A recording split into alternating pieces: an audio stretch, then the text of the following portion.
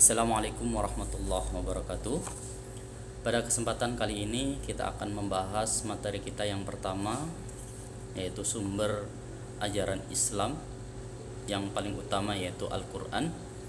Kemudian di dalam pembahasan Al-Quran ini kita akan membahas tentang tafsir Al-Quran, pemahaman terkait dengan Al-Quran.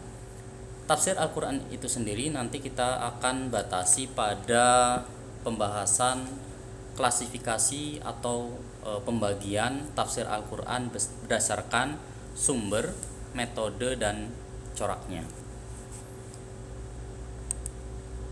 Kemudian barangkali kalau mendengar kata tafsir itu di telinga teman-teman barangkali tidak terlalu asing, atau terjemah itu tidak terlalu asing, karena kita juga mungkin terbiasa ketika ingin memahami Al-Quran kemudian larinya ke terjemah seperti itu. Kemudian takwil. Takwil itu sendiri biasanya kadang ada beberapa dari kita mungkin tidak familiar dengan kata-kata takwil itu. Apa pengertian dan perbedaan dari tafsir, takwil, dan terjemah ini nanti kita akan bahas di dalam kesempatan kali ini. Insyaallah ya, kita akan bahas secara meskipun mungkin tidak begitu tuntas, tapi insyaallah secara general kita akan bahas di sini. Maaf. Kemudian pengertian dari tafsir. Pengertian dari tafsir, apa itu tafsir? Tafsir secara bahasa atau etimologis itu dari wazan taf'il, ya, dari wazan taf'il, dari akar kata al-fasru. Al-fasru yang berarti adalah al-idhah, yaitu menjelaskan. Kemudian tafsir juga maknanya adalah tibyan, yang artinya adalah menerangkan, dan al-idhar, yaitu artinya adalah menampakkan. Kemudian secara bahasa juga tafsir bisa bermakna al-ibanah dan al-kashfu, yang mana artinya adalah mengungkap. Kemudian makna mengungkap ini maksudnya adalah mengungkap dari makna yang abstrak, yang berarti adalah membuka sesuatu yang tertutup. Kemudian secara terminologis atau secara istilah ada beberapa pendapat dari ulama kita. Yang pertama misalnya dari beliau Muhammad Ibnu Abdul Azim Az-Zarqani, yang mana mendefinisikan tafsir adalah ilmu yang membahas tentang Al-Quran dari segi dilalahnya. Dilalah itu maksudnya adalah dari tanda-tandanya, seperti itu.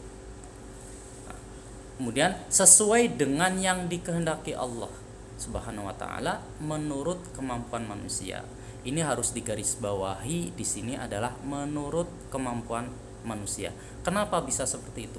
Karena namanya tafsir, tafsir itu adalah pemahaman, ya, pemahaman atas ayat-ayat Allah. Yang mana pemahaman ini pastinya nanti juga akan didasari dengan keilmuan, seperti itu. Jadi nanti bisa saja akan ditemukan penafsiran yang berbeda antara satu ulama dengan ulama yang lain, meskipun di situ ayatnya sama, seperti itu. Misalnya di dalam sebuah lafadz apa, misalnya lafadz quru, misalnya itu ada yang memaknainya, misalnya di situ maknanya adalah masa suci, ada yang memaknainya adalah masa haid, seperti itu. Nah ini makanya di situ tafsir itu adalah menurut kemampuan manusia berdasarkan dilalahnya atau berdasarkan tanda-tandanya. Kemudian menurut Badaruddin Az-Zarkashi, tafsir adalah ilmu untuk mengetahui kitab Allah, yaitu Al-Quran, yang diturunkan kepada nabinya, yaitu Nabi Muhammad SAW, serta menerangkan makna, hukum, dan hikmah yang terkandung di dalamnya. Jadi namanya tafsir itu adalah untuk menerangkan makna ayat, kemudian mencari hukum yang ada di dalamnya, serta mencoba untuk menggali hikmah-hikmahnya, seperti itu.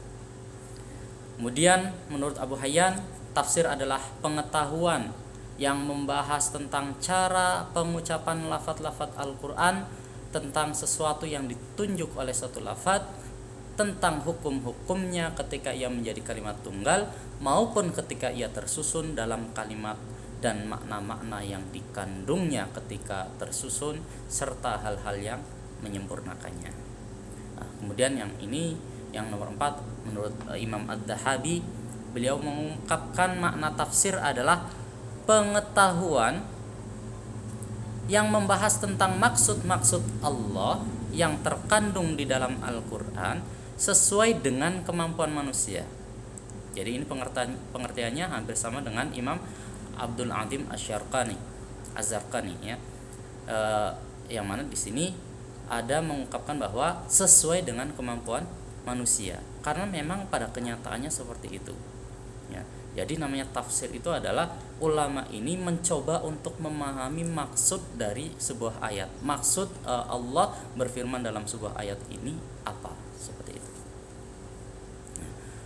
Kemudian maka ia mencukupkannya meliputi segala aspek pengetahuan yang diperlukan untuk memahami makna dan penjelasan dari maksud Allah, itu.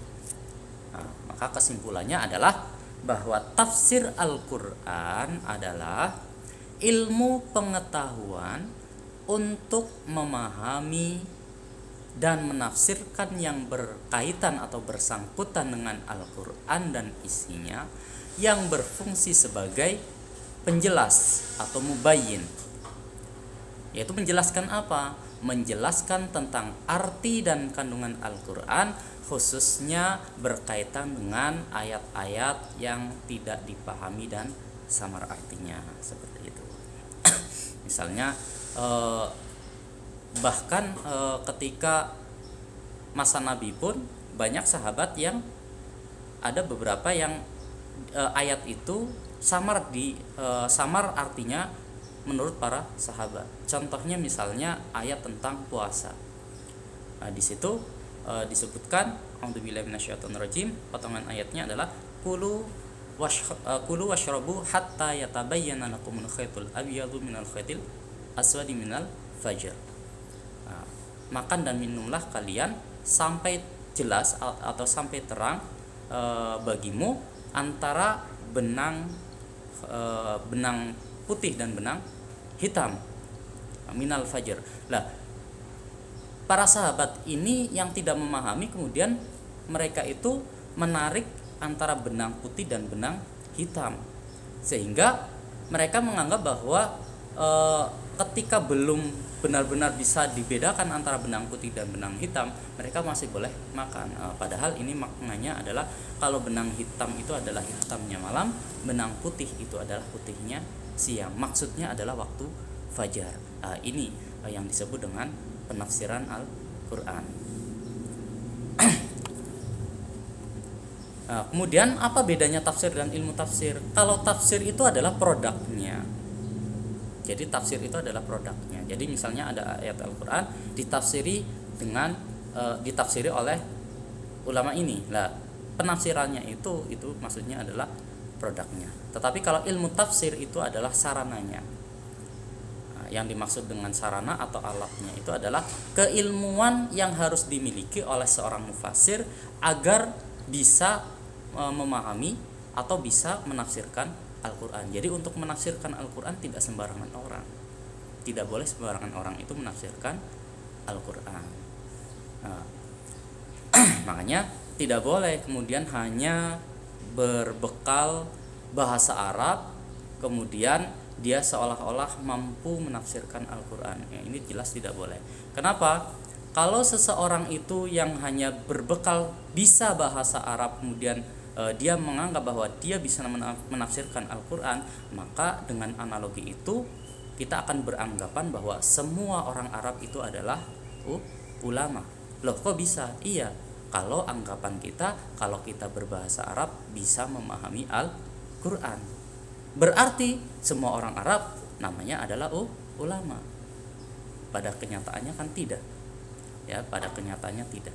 Jadi orang Arab pun tidak semuanya bisa memahami Al-Qur'an dengan sebenarnya. Karena untuk memahami Al-Quran dengan sebenarnya diperlukan alat, diperlukan ilmu. Jadi tidak semua ayat itu kemudian, apalagi kalau kita misalnya belajar Al-Quran dari terjemah, ini bahaya. Kalau misalnya kita murni dari terjemah saja, itu sangat berbahaya. Kita boleh membaca terjemah, tetapi bukan untuk memahami dari kandungan ayat itu yang sebenarnya. Kalau ingin mengetahui, harus belajar tentang tafsirnya.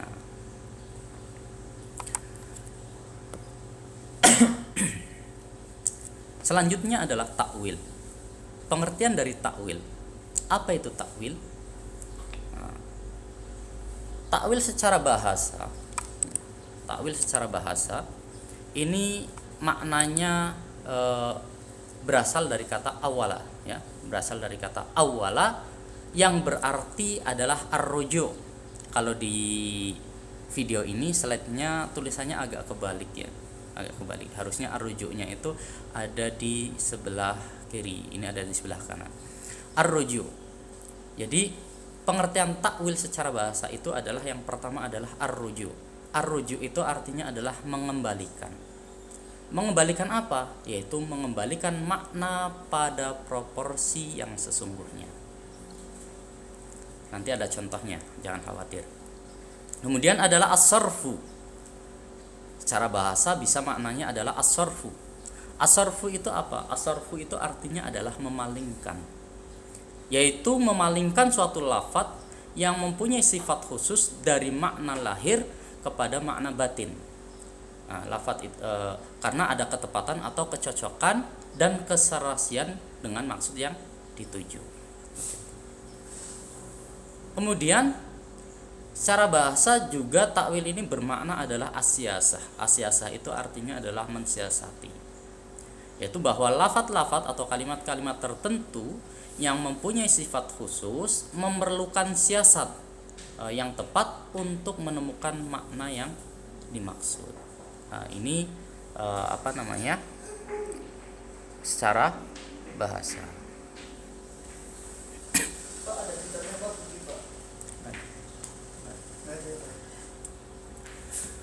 Baik, saya lanjutkan.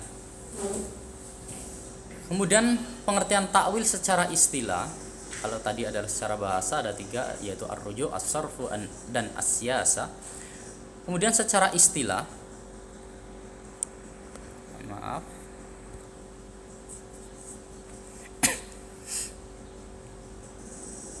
secara istilah takwil ini maknanya adalah membelokkan atau memalingkan lafadz-lafadz atau kalimat-kalimat yang ada di dalam Al-Quran dari makna zahirnya kepada makna lain, sehingga dengan cara demikian pengertian yang diperoleh lebih cocok dan sesuai dengan jiwa ajaran Al-Quran dan Sunnah Rasulullah Sallallahu Alaihi Wasallam. Maksudnya apa? Kita coba lihat di dalam contohnya. Nah, ini ada contohnya. Mohon maaf terlalu kebablasan. Di sini ada contohnya. Di dalam Al-Quran ada sebuah ayat, potongan ayatnya adalah Ar-Rahmanu 'alal 'arsyis tawa. Nah, yang makna secara tekstualnya atau harfiahnya, Ar-Rahman itu siapa? Ar-Rahman itu kan Asmaul Husna. Ar-Rahman itu adalah Allah, ya, namanya Allah. Ar-Rahmanu 'alal 'arsyis tawa. Di situ maknanya berarti adalah bahwa Ar-Rahman atau Allah itu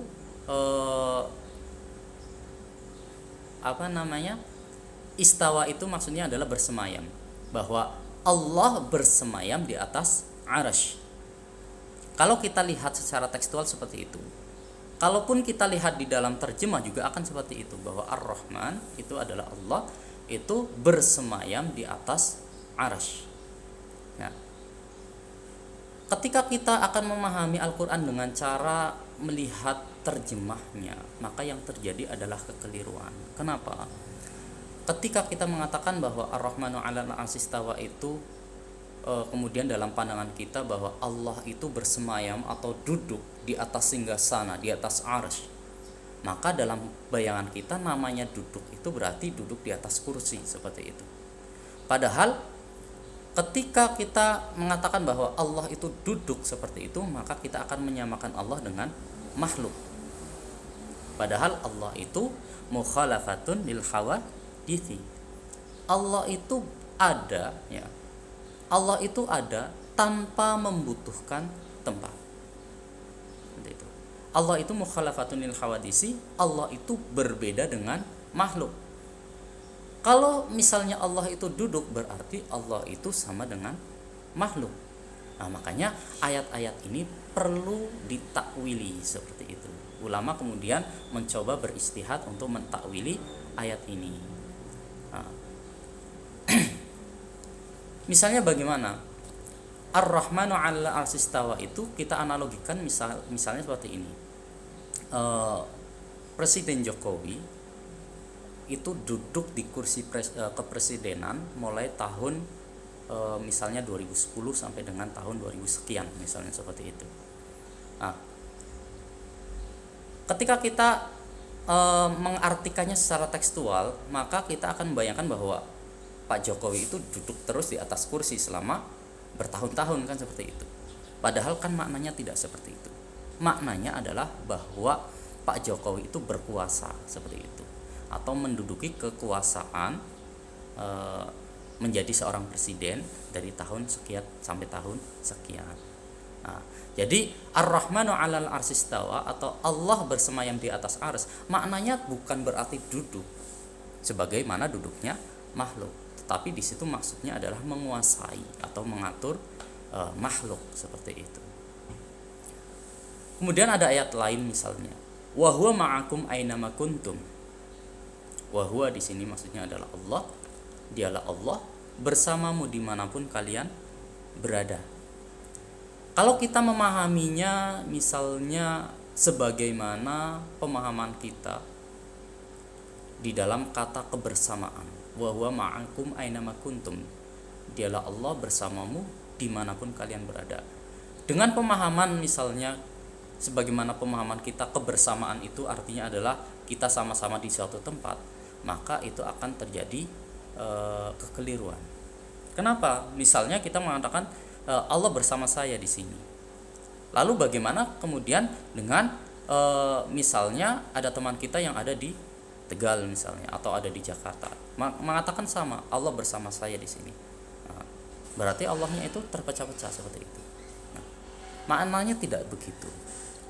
Nah, jadi kemudian ayat ini ditakwili bahwa wa huwa ma'akum ainama kuntum. Di situ kemudian dijelaskan di dalam ayat lain, yaitu ala innahu bikulli syai'in muhit. Ya, ala innahu bikulli syai'in muhit. Bahwa sesungguhnya Allah itu meliputi atau menguasai atau melihat, ya, segala sesuatu, meliputi segala sesuatu, artinya mengontrol semuanya. Seperti itu. Ini yang dari KPU tadi masuk enggak? Bentar. Baik, kita lanjutkan. Mohon maaf, tadi ada rekan saya yang masuk. Jadi maknanya seperti itu, ya. Jadi maknanya seperti itu tadi. Sekarang pengertian daripada terjemah.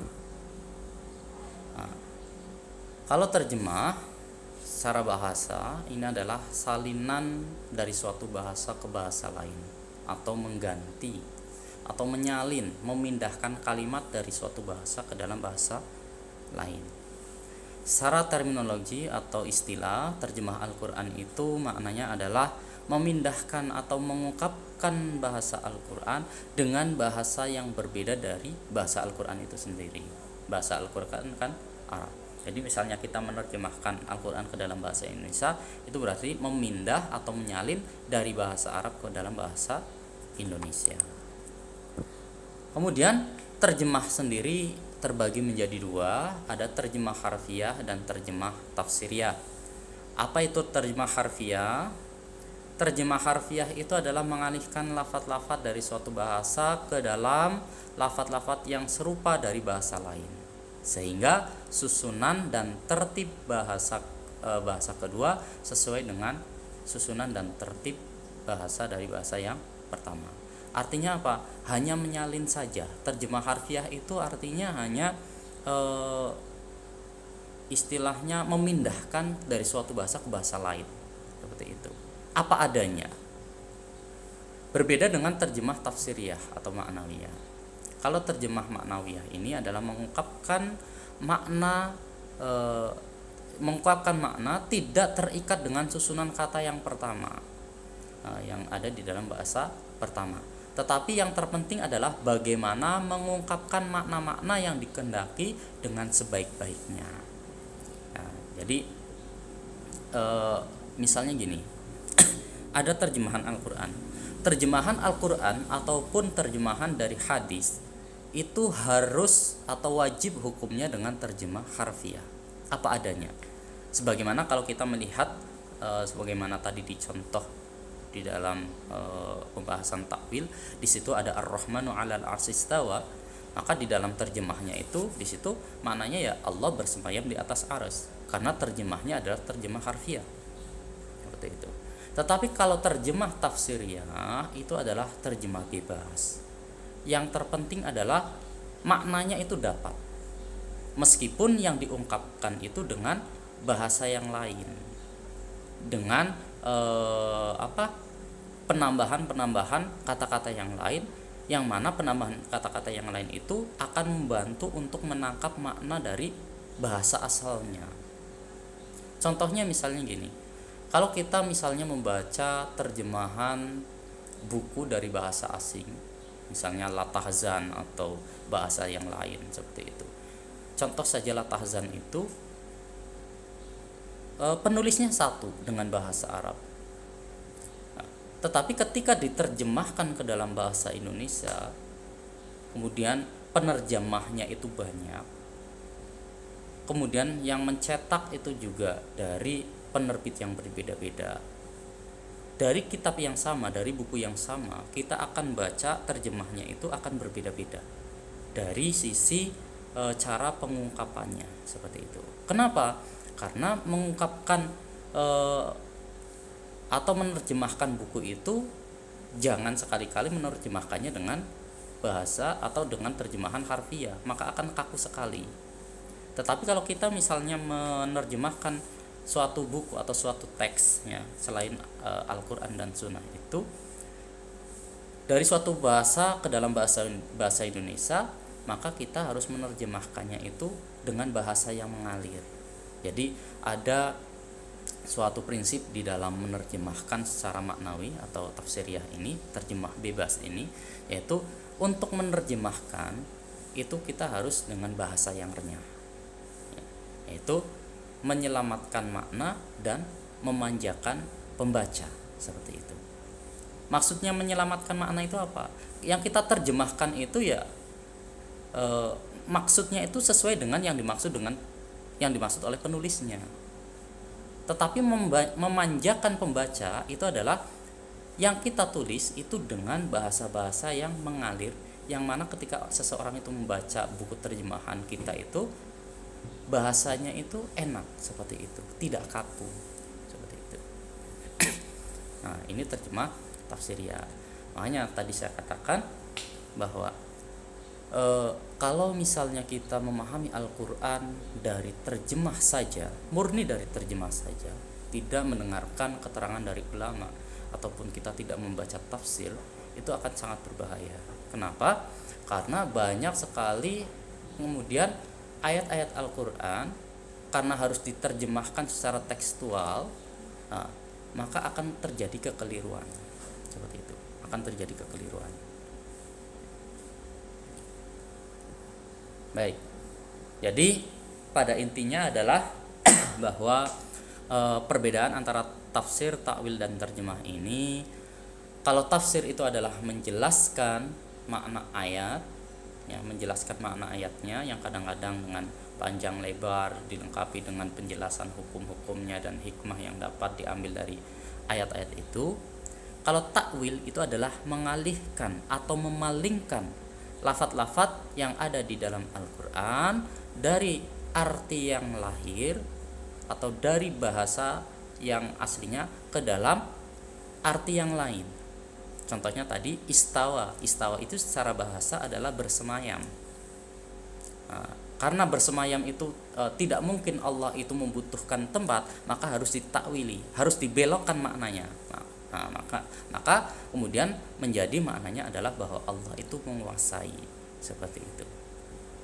Bukan bertempat atau bersemayam. Karena kalau kita menganggap bahwa Allah bersemayam, secara otomatis kita akan menyamakan Allah dengan makhluk. Dan tentu itu akan bertentangan dengan akidah kita. Kalau terjemah itu hanya mengubah kata-kata dari bahasa Arab dalam bahasa lain. Misalnya itu adalah terjemah Al-Qur'an. Atau terjemah dari bahasa Inggris ke bahasa Indonesia, berarti ya mengalihkan kata-kata itu dari bahasa Inggris ke dalam bahasa Indonesia. Hanya alih bahasa saja, itu adalah terjemah. Kalau tafsir itu menjelaskan maknanya, contohnya tadi misalnya ada apa yang tidak difahami oleh sahabat, atau misalnya ada makna-makna di dalam Al-Qur'an, di dalam bahasa Arab itu ada suatu kata yang maknanya banyak, seperti itu. Istirak fil makna, seperti itu. Kemudian di situ ulama berbeda pendapat. Nah, disitulah kemudian dibutuhkan penafsiran. Baik, untuk selanjutnya sekarang kita masuk ke dalam klasifikasi.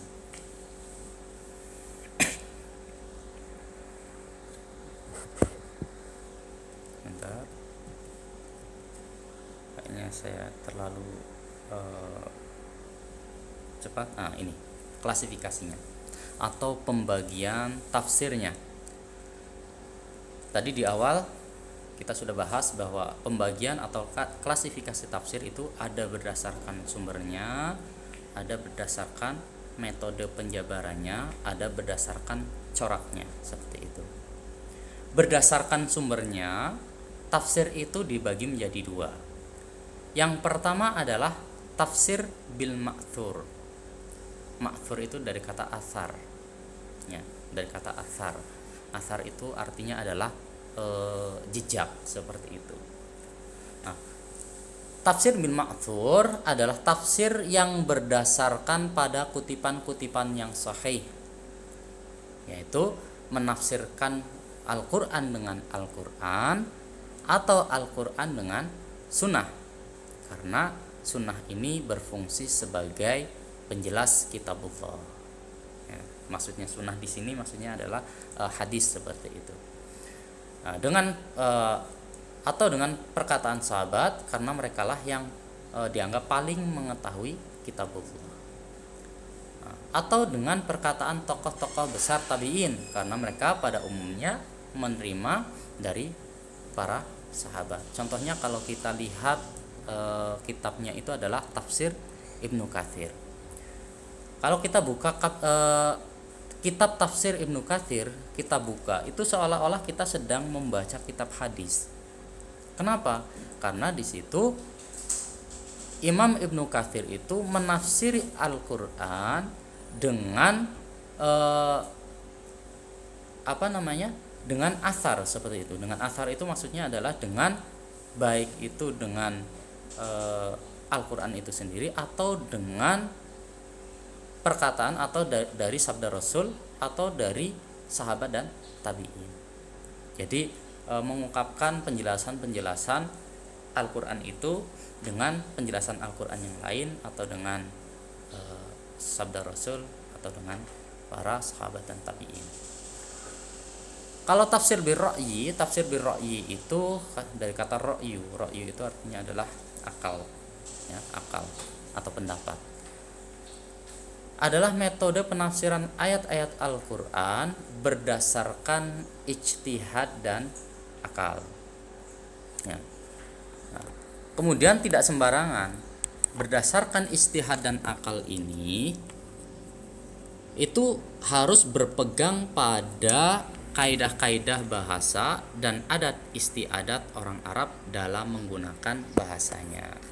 Jadi meskipun tafsir bil ra'yi itu yaitu dengan istihad, yaitu dengan pendapat para mufassir, dan ini juga yang paling banyak tentunya, itu bukan berarti kemudian semaunya mufassir itu sendiri menafsiri Al-Quran. Tidak, di situ harus berpegangan dengan kaidah-kaidah bahasa dan adat istiadat yang digunakan oleh orang Arab seperti itu. Kenapa? Karena Al-Quran itu turun di komunitas atau di masyarakat Arab, sehingga akan pastinya di situ juga akan menyesuaikan dengan adat istiadat orang Arab dalam penggunaan bahasanya.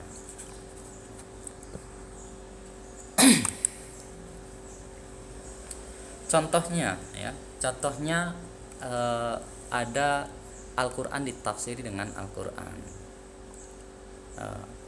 Di situ misalnya ada di dalam satu surat itu sendiri, was-sama'i wat-thariq. Was-sama'i wat-thariq, demi langit dan yang berjalan di malam hari.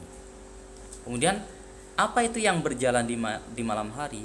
Langsung dijelaskan oleh Al-Quran itu sendiri, yaitu an-najmu ats-tsaqib, yaitu bintang yang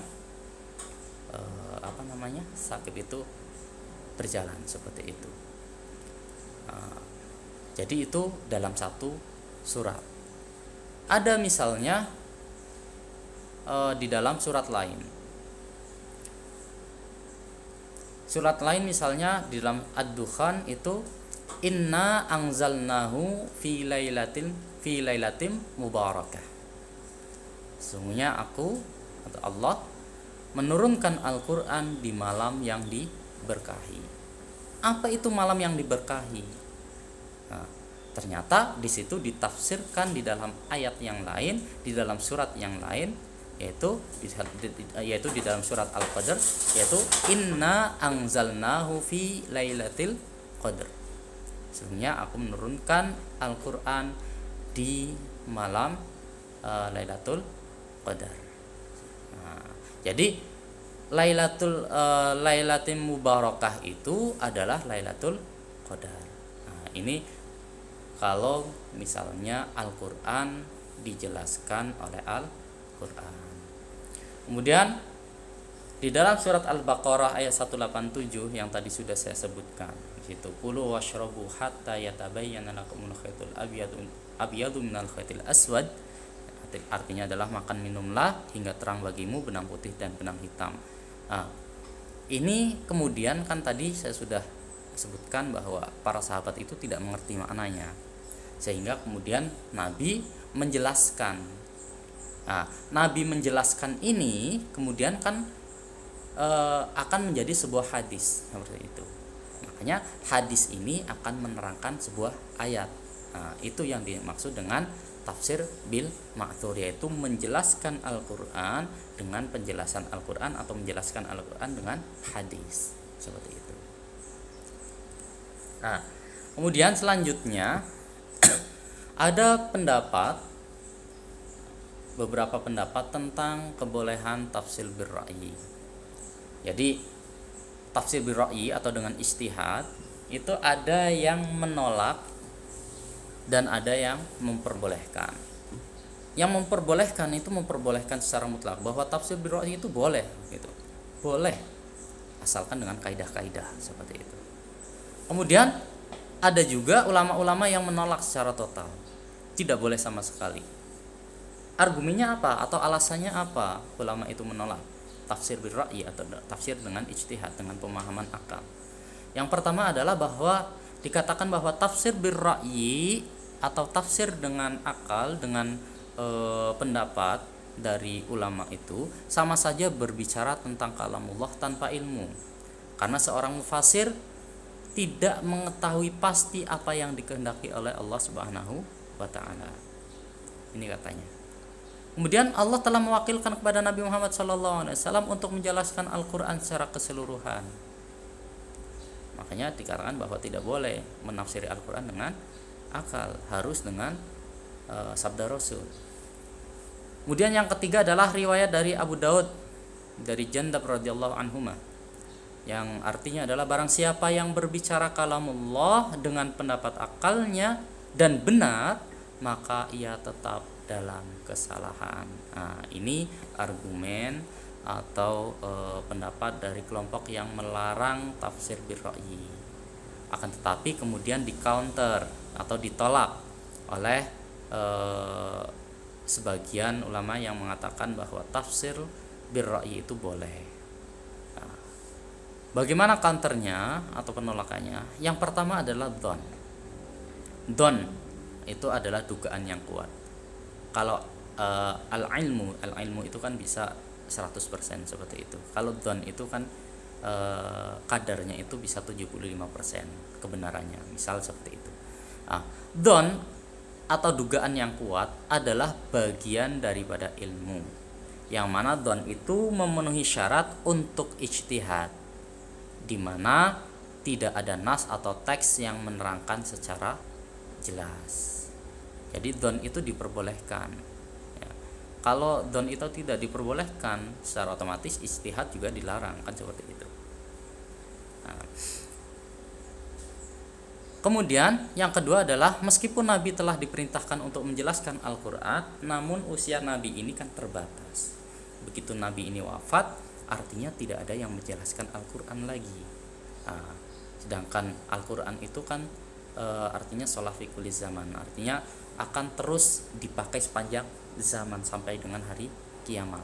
Lah, itu kan kemudian banyak sekali muncul problem-problem yang mana kemudian problem ini harus dikembalikan kepada Al-Quran. Kalau misalnya tidak ada tafsir birra'yi, maka akan kesulitan sekali. Makanya kemudian di sini masuk ke dalam wilayah ijtihad, apa-apa yang tidak diterangkan oleh Nabi. Kemudian makna hadis di atas, yaitu barang siapa yang berbicara kalamullah dengan pendapat akalnya dan benar, maka ia tetap dalam kesalahan.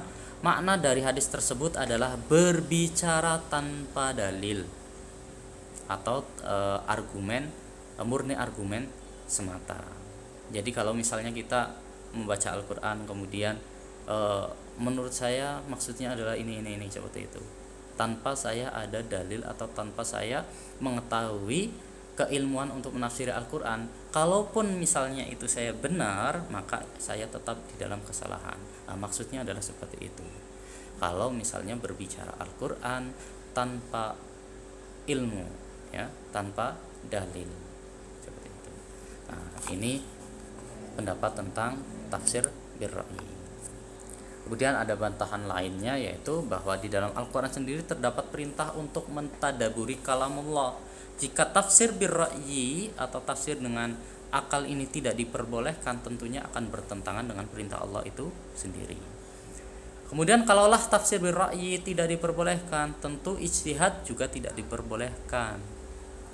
Nah, kemudian ra'yu itu terbagi menjadi dua, ada mahmud, ada madmum. Ada ra'yu yang mahmud, ada yang madmum.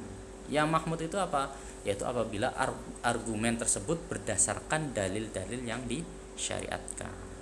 Kalau ra'yu yang madmum atau dicela itu adalah apabila berdasarkan konklusi atau berdasarkan kesimpulan dari akal dan pemikiran semata, tidak ada dalilnya. Selanjutnya ada Israiliyat dalam tafsir, ya. Nah, jadi kalau kita membaca kitab-kitab tafsir, terkadang di situ juga ada kisah-kisah seperti itu, kisah-kisah yang dimasukkan oleh seorang mufassir ke dalam penafsiran Al-Quran. Nah, di sini Ibnu Katsir berpendapat pada kisah-kisah Israiliyat yang masuk di dalam tafsir itu kita boleh membenarkan, ya, kita boleh membenarkan kisah itu atau Israiliyat itu bila mana telah masyhur atau bila mana telah diketahui dengan pasti kebenarannya, seperti itu.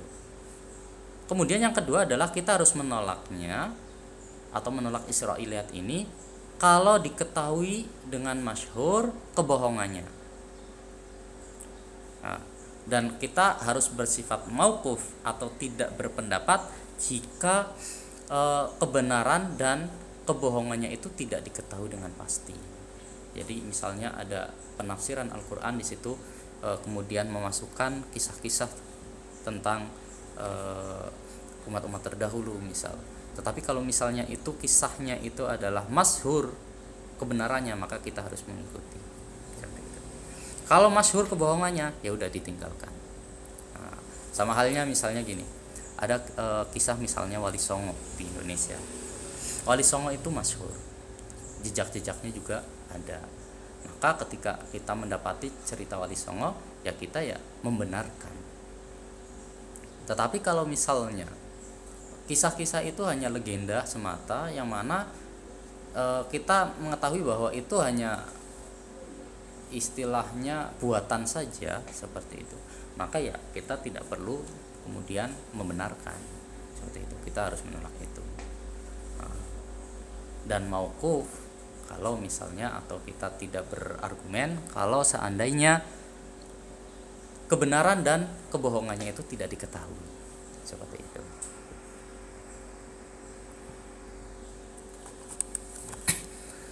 Kemudian kalau tadi yang pertama adalah pembagian tafsir berdasarkan sumbernya, yang kedua adalah berdasarkan keumuman dan kekhususan temanya.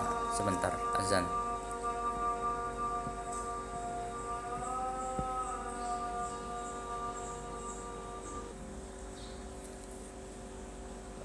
Baik, kita teruskan. Mohon maaf. Tadi agak ini ya, agak kebablasan. Yang kedua, ini adalah pembagian tafsir berdasarkan metode penjabarannya. Berdasarkan metode penjabarannya, tafsir ini dibagi menjadi dua, yaitu tafsir analitik dan tafsir global, atau tafsir tahlili. Tahlili itu maksudnya adalah tafsir analitik sangat terinci, terperinci. Kemudian tafsir global atau ijmali, secara global. Artinya nanti penjabarannya itu secara global saja, tidak begitu detail di dalam misalnya membahas lafaz-lafaznya seperti itu. Nah, ini pengertiannya. Tafsir tahlili atau analitik adalah tafsir yang menjelaskan atau menerangkan nas atau teks Al-Quran secara terperinci dan menyeluruh dari segi lafaz seperti kosakata, i'rabnya, dan pembentukan katanya atau istiqaq, serta qiraat di dalamnya, maupun dari segi maknanya yang terkandung di dalamnya seperti akidah, syariah, akhlak, dan lain-lain.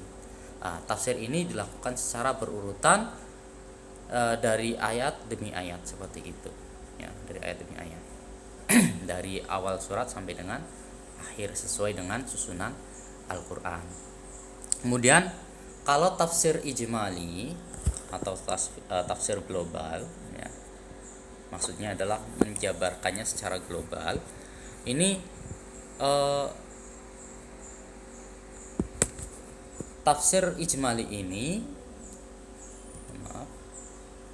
adalah metode penafsiran ayat Al-Quran, metode penafsiran ayat Al-Quran secara singkat dan global, dengan menjelaskan makna yang dimaksud tiap kalimat dengan bahasa yang ringkas sehingga mudah difahami.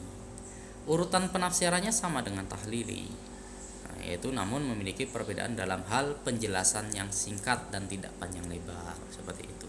Contoh-contohnya misalnya tafsir ijmali itu, kitab-kitabnya itu adalah misalnya tafsir Jalalain.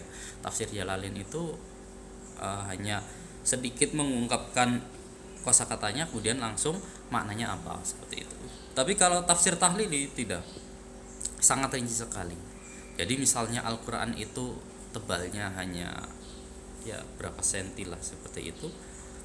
Kalau tafsirnya, produk tafsirnya itu bisa menjadi berjilid-jilid ya, berjilid-jilid. Satu mushaf Al-Qur'an kalau ditafsiri secara tafsir tahlili itu nanti akan berjilid-jilid sampai dengan misalnya 13 jilid atau berapa jilid seperti itu. Karena penjelasannya itu secara terperinci. Nah, selanjutnya mohon maaf agak lemot ya. Responnya agak lemot, mohon maaf. Mungkin sudah terlalu panas. Pembagian tafsir yang ketiga adalah berdasarkan keumuman dan kekhususan temanya. Nah, di sini ada tafsir maudhu'i dan tafsir am. Tafsir maudhu'i itu adalah tafsir tematik. Itu tafsir berdasarkan tema, yaitu memilih satu tema dalam sebuah Al-Qur'an. Kemudian menghimpun seluruh ayat Al-Qur'an yang berkaitan dengan tema tersebut. Misalnya seperti ini. Ada tafsir tentang hukum. Nah, berarti seorang mufasir itu akan mengumpulkan ayat-ayat di dalam Al-Qur'an semuanya yang berkaitan dengan hukum. Maka muncullah di situ ada namanya kitab tafsir kitab tafsir ahkam seperti itu. Kemudian misalnya ada, maaf itu maksud saya adalah tafsir ayatul ahkam gitu ya. Kemudian ada misalnya tafsir berkaitan dengan wanita seperti itu. Maka di situ akan dikumpulkan ayat-ayat yang berkaitan dengan wanita. Atau tafsir zakat seperti itu. Maka akan dikumpulkan ayat-ayat berkaitan dengan zakat. Itu maksudnya adalah tafsir maudhu'i atau tafsir tematik. Nah, ini akan memudahkan seseorang misalnya ingin mengetahui dalilnya misalnya zakat seperti itu atau pemahaman zakat itu seperti apa. Di situ misalnya sudah ada namanya tafsir tentang zakat. Nah, artinya seseorang yang membaca tafsir itu tidak perlu kemudian membolak-balik lagi semua dari mushaf Al-Qur'an. Cukup membuka tafsir maudhu'i yang kaitannya adalah dengan zakat. Seperti itu. Kalau tafsir am itu tidak. Tafsir am itu ya membahas kesemuanya. Nah, membahas kesemuanya. Lah, membahas kesemuanya ini maksudnya adalah menjelaskan Al-Qur'an secara umum dari satu surat ke surat yang lainnya secara bersambung dan tertib. Misalnya dari Al-Fatihah. Al-Fatihah dari ayat pertama, kedua, ketiga sampai 7, kemudian Al-Baqarah dari ayat pertama sampai 200 sekian. Itu berurutan meskipun temanya lain-lain. Nah, itu adalah tafsir am. Berbeda dengan tafsir maudhu'i tadi. Kalau tafsir maudhu'i itu sudah dikumpulkan temanya. Meskipun dari surat yang berbeda sudah dikumpulkan ayat-ayatnya ke dalam satu tema tertentu. Nah, ini pembagian tafsir berdasarkan keumuman dan kekhususan temanya. Kemudian ada corak penafsiran Al-Qur'an. Di situ ada beberapa corak penafsiran, misalnya ada sastra dan bahasa, ada corak filsafat, ada corak fikih, ada penafsiran corak ilmiah, ada tasawuf, ada sastra budaya kemasyarakatan. Loh, maksudnya apa? Maksudnya adalah gini. Ada seorang mufasir misalnya, seorang ulama mufasir yang mana beliau itu lebih cenderung keilmuannya itu kepada fikih misalnya, lebih suka membahas fikih. Maka ketika beliau itu menafsiri Al-Qur'an, maka beliau itu akan menafsirkan Al-Qur'an yang berkaitan dengan hukum-hukum fikih itu akan lebih terperinci seperti itu. Makanya di situ kemudian corak penafsirannya disebut dengan corak fikih. Ada corak sastra dan bahasa. Kalau corak sastra dan bahasa, di situ seorang mufasir atau ulama ahli tafsir itu ketika menjelaskan Al-Qur'an itu tidak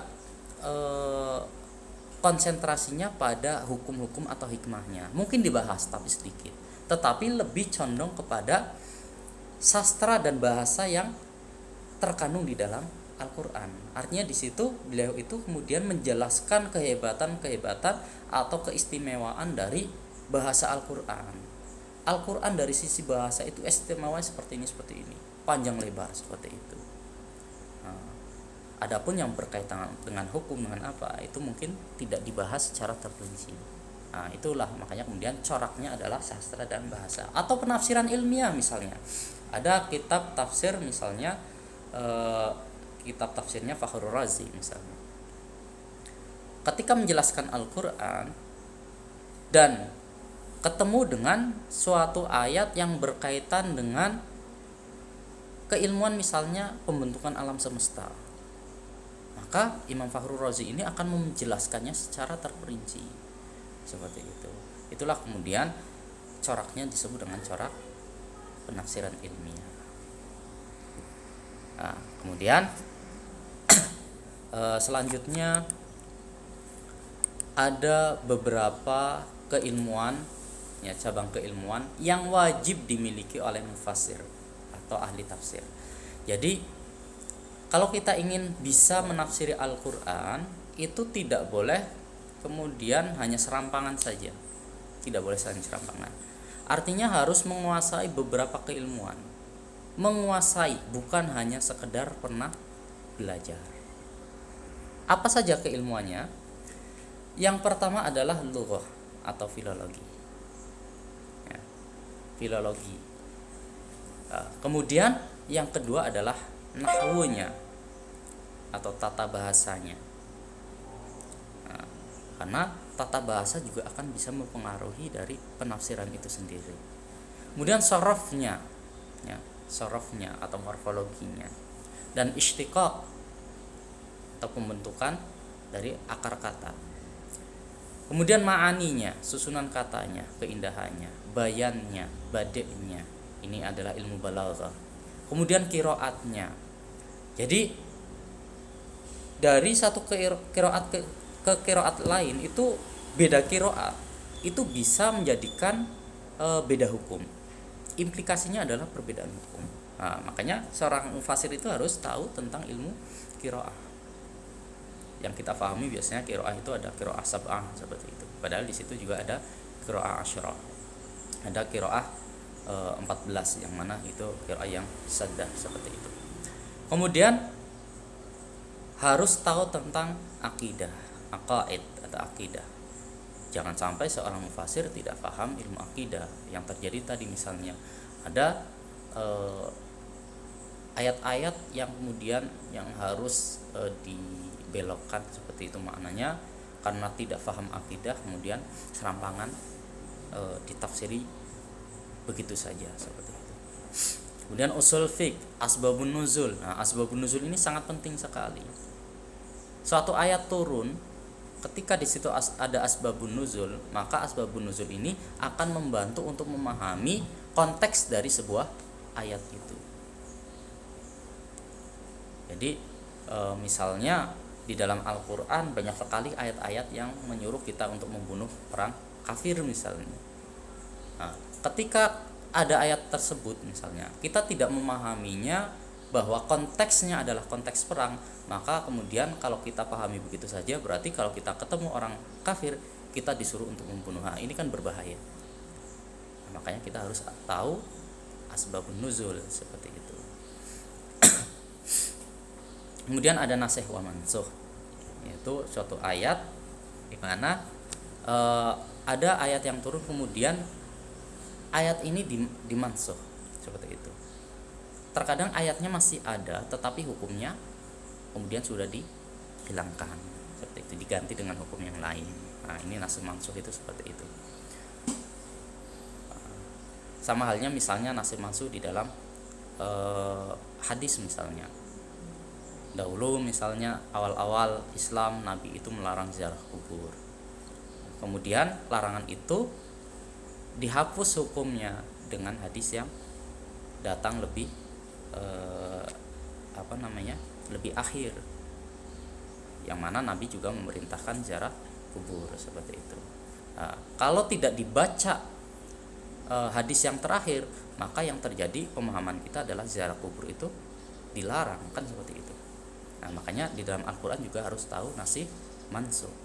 Kemudian harus tahu fikih, harus tahu hadis. Kemudian wahbi. Wahbi itu adalah ketika seseorang seorang mufassir itu membaca Al-Qur'an, itu langsung di dalam hatinya atau di dalam pikirannya itu langsung kerasa, oh maknanya adalah seperti ini. Nah, jadi kalau di dalam bahasa Jawa itu misalnya titen seperti itu, sudah bisa menangkap maknanya. Nah, wahbi itu ilmu pemberian dari Allah langsung seperti itu, di mana seorang mufassir itu langsung bisa menangkap, oh maknanya adalah seperti ini. Nah, itu 15 cabang keilmuan yang harus dikuasai oleh seorang mufassir. Inilah kenapa tadi saya sebutkan di awal bahwa tidak semua orang Arab yang bisa berbahasa Arab itu bisa memahami Al-Qur'an. Nah, kenapa? Karena untuk memahami Al-Qur'an minimal harus paham 15 cabang keilmuan ini. Kalau seandainya orang Arab itu dikatakan bisa, semua orang Arab yang berbahasa Arab itu bisa memahami Al-Qur'an, secara otomatis seluruh orang Arab itu adalah ulama. Lah, ini pemahaman yang salah. Nah, itulah mungkin pertemuan kali ini. Mohon maaf kalau ada kata-kata yang keliru, mohon dikoreksi. Nah, untuk pertanyaan-pertanyaan yang misalnya teman-teman belum memahami, silahkan ditanyakan. Baik, terima kasih, itu saja dari saya. Mohon maaf sekali lagi kalau ada kekurangan atau kata-kata yang salah dari saya. Semoga yang sedikit ini bermanfaat. Billahi taufiq wal hidayah. Wassalamualaikum warahmatullahi wabarakatuh.